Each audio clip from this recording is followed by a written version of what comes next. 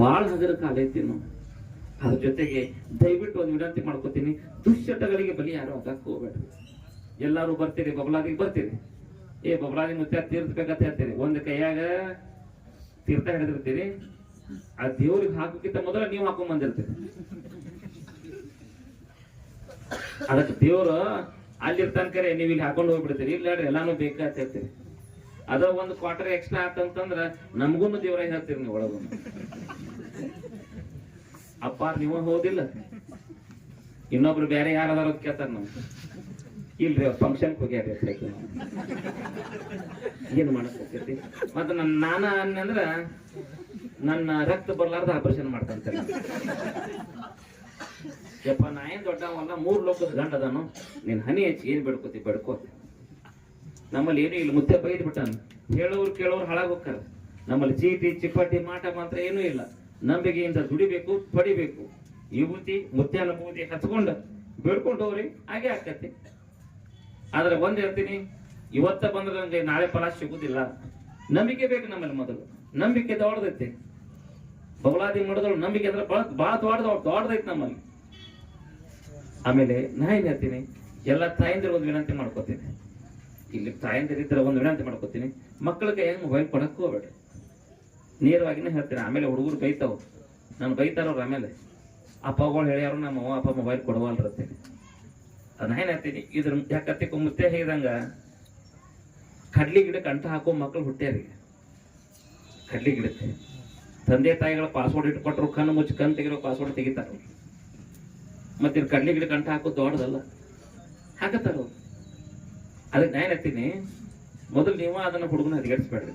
ಮಗುವಿನ ಭವಿಷ್ಯ ಚಲೋ ಆಗ್ಬೇಕು, ನಿನ್ನ ಮಗ ಒಳ್ಳೆಯ ಒಬ್ಬ ಯುವಕ ಆಗ್ಬೇಕು, ದೊಡ್ಡ ದೇಶ ಭಕ್ತ ಆಗ್ಬೇಕು, ಒಳ್ಳೆಯ ಮನೆಗೆ ಮಗನಾಗ್ಬೇಕಂತಂದ್ರೆ ಮೊಬೈಲವನ್ನ ದೂರ ಇಡ್ರಿ ಮೊದಲು. ಯಾಕಂದ್ರೆ ಸಾಮಾಜಿಕ ಜಾಲತಾಣ ಎಷ್ಟು ಒಳ್ಳೇದೈತಿ ಅಷ್ಟು ಕೆಟ್ಟನೂ ಐತಿ. ಈಗ ನಾವು ಮಕ್ಕಳಿಗೆ ಚಲಾಟಿಕೆ ಮಾಡ್ಕೋತ ಮೊಬೈಲ್ ಕೊಟ್ಟಿವಂದ್ರೆ ಮುಂದದು ಗಿಡವಾಗಿ ಬಗ್ಗದು ಮರವಾಗಿ ಬಗ್ಗಿತೆ. ಆ ಮೊಬೈಲ್ ಕೊಡೋದಕ್ಕಿಂತನು ವಚನಗಳ ಪುಸ್ತಕ ಕೊಡ್ರಿ ನೋಡೋನು.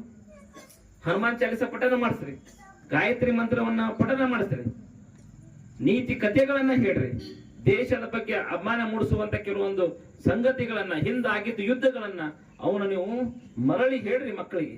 ದೇಶದ ಬಗ್ಗೆ ಅಭಿಮಾನ ಹುಟ್ಲಿ. ಅದನ್ನು ಹೊರತುಪಡಿಸಿ ನೀವು ಮೊಬೈಲ್ ಕೊಟ್ರಿ ಅಂದ್ರ ನಿನ್ನ ಮಗನ ಭವಿಷ್ಯದ ಜೊತೆಗೆ ನೀವ ಚೆಲ್ಲಾಟ ಆಡಿದಂಗ ಆಕತಿ. ಇದು ಬಹಳ ಇಂಪಾರ್ಟೆಂಟ್.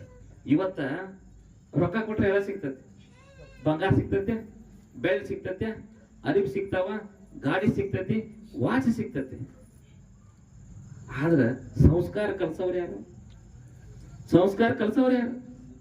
ಬಂದವ್ರಿಗೊಂದು ತುತ್ತ ಅನ್ನ ಕೊಡ್ರಿ, ಪಾದ ಪೂಜೆ ಮಾಡ್ಕೊರಿ. ಸಾಧು ಸತ್ಪುರುಷರು ಬಂದ್ರೆ ಯಪ್ಪ ಎನ್ನ ಅನ್ನುವಂತ ಮಾತುಗಳನ್ನ ಹೇಳಿ, ಇದೇ ದೊಡ್ಡ ಸಂಸ್ಕಾರ.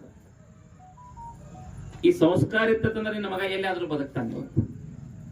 ಈ ವಿಷಯವನ್ನ ನಾನು ಎದಕ್ಕೆ ಹೇಳಕತ್ತೀನಪ್ಪ ಅಂದ್ರ, ಇನ್ನೊಂದು ತೊಡೆ ದಿವಸದಾಗ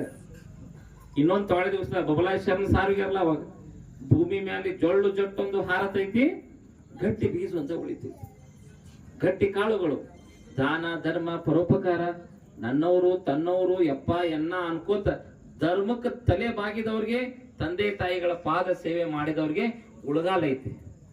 ಅದನ್ನು ಹೊರತುಪಡಿಸಿ ದೇವರನ್ನ ಪೂಜಿಸುವುದಿಲ್ಲ, ತಂದೆ ತಾಯಿಗಳನ್ನ ಗೌರವಿಸುವುದಿಲ್ಲ, ಸಾಧು ಸತ್ಪುರುಷರ ಪಾದ ಸೇವೆ ಮಾಡುವುದಿಲ್ಲ, ಗುರುವನ್ನು ನಂಬುವುದಿಲ್ಲ, ತಂದೆ ತಾಯಿಗಳಿಗೆ ಗೌರವಿಸುವುದಿಲ್ಲ, ಜೊಳ್ಳಾಗಿ ಹೋದಿರೋ ಮಕ್ಕಳ್ರೆ ಅಂತೇಳಿ ನೆನಪಿಟ್ಟುಕೊಳ್ಳೋದು.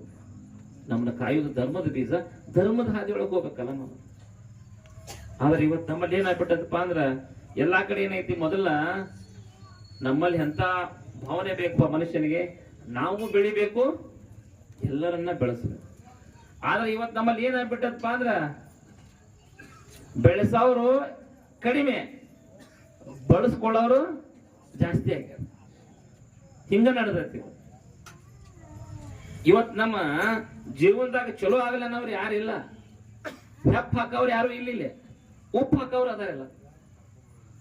ಚಲೋ ಆಗ್ಲಿ ಅಂತ ಯಾರು ಅನ್ನೋದಿಲ್ಲ, ಯಾಕಂದ್ರೆ ಅವ್ರು ಚಲೋ ಆದ್ರೆ ಶ್ರೇಷ್ಠ ಹಾಕನು, ದೊಡ್ಡವ ಹಾಕನು. ಇಂಥ ಮನೋಭಾವನೆ ಇತ್ತು ನಮ್ಮಲ್ಲಿ ಇವತ್ತು. ಅದಕ್ಕೇನಲ್ಲ, ಈ ಹೊಲಸು ಮನಸ್ಸುಗಳು ಹದಗೆಟ್ಟಾವ ನಮ್ಮ ಇವತ್ತು. ಅದಕ್ಕ ನೀವೆಲ್ಲರೂ ನಾವು ಆ ಚೀಟಿ ಚಿಪಾಟಿ ಮಾಡಕ್ ಸಮಯ ಕೊಡೋದಕ್ಕಿಂತನೂ ನಿನ್ನ ಮಗುವಿನ ಭವಿಷ್ಯದಕ್ಕೆ ಒಂದ್ ಸ್ವಲ್ಪ ಸಮಯ ಕೊಡ್ರಿ. ವಿದ್ಯಾ ಬುದ್ಧಿ ಅವನ್ ಕಲಿಸುವಂತ ಶಕ್ತಿ ಕೊಡಪ್ಪ ಅಂತೇಳಿ ನಿಂಗಮ್ಮ ತಾಯಿ ಪಾದಕ್ಕೆ ಹನಿ ಹೆಚ್ಚಿ ಬಿಡ್ಕೋರಿ. ಅಂದ್ರ ಮುಂದಿನ ದಿನಮಾನ ಸುಗಮ ಆಕತಿ. ಅದನ್ನು ಹೊರತುಪಡಿಸಿ ನಾವು ದುಷ್ಟ ಶಕ್ತಿಗಳಿಂದ ಬೆನ್ನ ಹತ್ಕೋತ ಹೋದಿವಂದ್ರ ಏನೂ ಮಾಡಕ್ ಆಗೋದಿಲ್ಲ. ಯಾಕಂತಂದ್ರೆ ಇನ್ನೊಂದು ಹೇಳ್ತೀನಿ, ಮುಂದಿನ ದಿನಮಾನ ಉಂಡ ಊಟ ಕೊಂಡ ಕೂಲಿ ಕೇಳುವಂತ ದಿನಮಾನ ಬರ್ತದೆ. ಇವತ್ತು ನಮ್ಮ ಪರಿಸ್ಥಿತಿ ಹೆಂಗಾಗೈತಪ್ಪ ಅಂದ್ರ ಊಟ ಹಾಕಿದವ್ರಿಗಲ್ಲ, ತುತ್ತು ಮಾಡಿ ಉಣಿಸಿದವ್ರ ಸಹಿತ ಕಿಮ್ಮತ್ತಿಲ್ಲ ಇವತ್ತು.